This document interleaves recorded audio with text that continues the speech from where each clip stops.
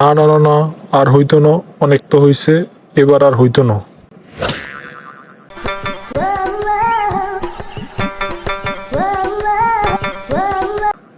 কিরে সফি, ভালো মানুষ বই রইলি আবার হঠাৎ হইতো না কি হইতো না আবার? আরে বেড়া, দেশে কি শুরু হইলো? সমকামিতা সমকামিতা, চারিদিকে শুধু সমকামিতা, আবার স্কুলে এগিন পড়া ইয়ান তো মানা যায় না। তুই কি কস? হয় ইয়ান, তুই ঠিক কথা কইছিস। স্কুল কলেজে যদি ইয়ান ফরায় তা আঙ্গ ফলাইন কি শিখবো? ইয়ান তো একদমই মানা যায় না। তারপর আবার কি হুলস্থুল কাহিনী ঘটতে যাইতেছে এই দেশটার মধ্যে। তারপর দেখ, আসিফ মাহতুব স্যার হলো একজন দার্শনিক। উনি দেশ বিদেশে পড়াশোনা করিয়াইছে। উনি তো অনেক কিছুই জানে। উনি যখন এটার প্রতিবাদ করলো তখনই কেমন কয়েকটা ভার্সিটি তার চাকরি খেয়ে দিল, ব্র্যাক ভার্সিটি তার চাকরিটা নিয়ে গেল। এটা কি মানা যায় কদেহি? সেটা মানা যায় না ঠিক আছে, কিন্তু ওইসব প্রতিষ্ঠান তো অনেক অর্থশালী। এখন আমরা কি করবো এইসব প্রতিষ্ঠানের বিরুদ্ধে? আমরা কি করা যায় হিয়ান কসাই? শোন, আঙ্গ অনেক কিছুরই করার আছে। আমরা ওগো সব প্রতিষ্ঠানকে বয়কট করবো নি।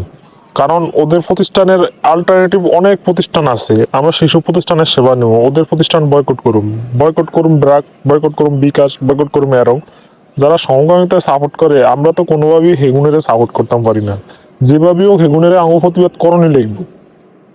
কিন্তু বয়কট যে করবি, আমরা তো বাঙালি, আঙ্গ তো চরিত্র নেই।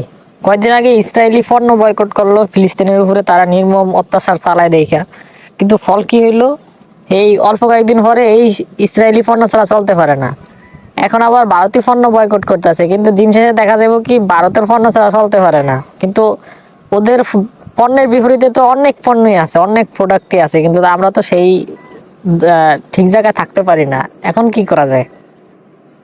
কিন্তু মাসু, যেমনি হোক আঙ্গু কিন্তু এটার প্রতিবাদ করণই লাগবো। কারণ এবার যদি আমরা এটা না করি আর এর প্রতিবাদ যদি না করি, এর ভোগ কিন্তু আমাদের ফ্যামিলিরই করে লাগবো।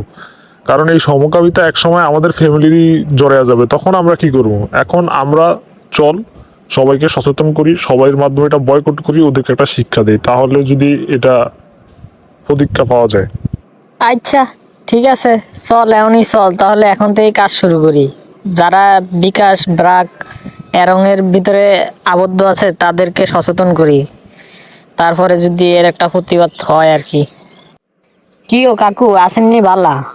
আপনি তো রেস্টুরেন্টের পাশাপাশি বিকাশ ব্যবসায় জড়িত, তাই না? হ বাপু, আছি আলহামদুলিল্লাহ ভালাই। হ বাপু, এই রেস্টুরেন্টের পাশাপাশি টুকটাক বিকাশের লেনদেন করি আর কি। তো কাকু, আপনি কি সমকামিতা বুঝেননি? সমকামী? না বাপু, তেমন একটা তো এই ব্যাপারে বুঝি না, কিন্তু দিন দিন তো এই ব্যাপারটা নিয়ে দেই তোলপাড় চলতেছে। একটু বুঝে বলতো এটা কি?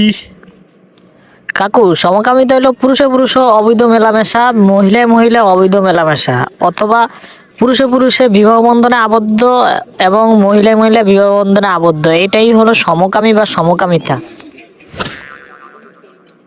হাই হাই, ইন্না নিল্লাহি ওয়া ইন্না রাজিউন। এটা কস কি বাপু?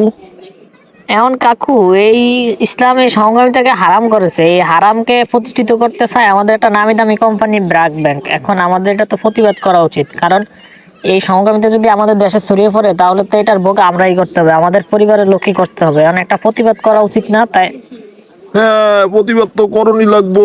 তো কিভাবে আমরা প্রতিবাদ করতে পারি ক দেখি বাপু। হ্যাঁ বাপু, প্রতিবাদ করতে হইব। ব্র্যাক ব্যাংকের সবকিছু বয়কট করে, বিকাশ বয়কট করতে হবে, ব্র্যাক ব্যাংক বয়কট করতে হবে, তাদের এরং বয়কট করতে হবে, তাহলেই আমাদের প্রতিবাদ হয়ে যাবে এবং তারা বুঝতে পারবে যে এটা আসলে ঠিক কাজ করতেছে না।